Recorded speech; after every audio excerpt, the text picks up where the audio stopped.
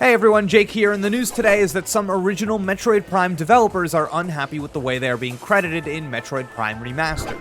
One of those former developers, Zoid Kirsch, took to Twitter to explain. While many studios did amazing work on the remaster, I'm let down. Metroid Prime's remaster does not include the full original game credits. I worked with so many amazing people on the game, and everyone's name should be included in the remaster, not just a single card like this. And he tweeted this alongside a picture of Metroid Prime Remastered's credits, in which the original teams are recognized only by this one mention. Another former dev, Jack Matthews, chimed in to say, "This is a travesty, not just for my credit, even though most of my code was probably replaced, but for people whose code and work are largely unchanged. Like Mark HH, Steve McRae, all of the up-resed art and concepts, the game design, shameful." To add some context about why this is important, I think we need to talk about credits and why they are important. When it comes to credits in video games, it seems like studios can pretty much do whatever they want. If you were to compare any two video games credit sequences, you would likely find completely different structures. For example, in Mario Odyssey, the staff is credited in alphabetical order by last name alongside their specific title.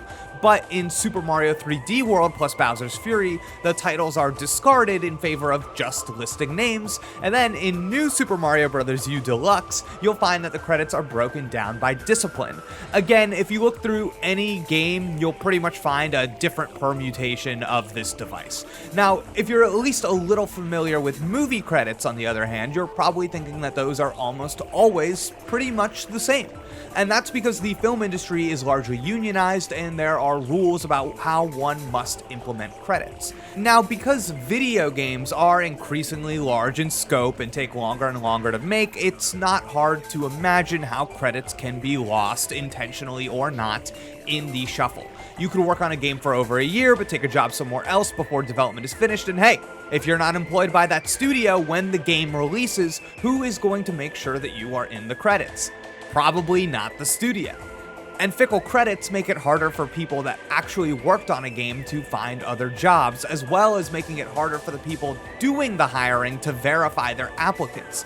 Plus, it probably feels pretty bad to work on something for a long time, only to be left out of the credits by your bosses. The crazy thing about this situation with Metroid Prime Remastered is that, by Nintendo's own admission of branding, this is not a remake, but a remaster, largely built on top of a previous developer's work. And if that's the case, how could they not be named here? So in terms of solutions, we could maybe see companies start internally pushing for a credit system just for the sake of uniformity, but without the ability to collectively bargain, it is hard to imagine how employees themselves could push for stronger policies.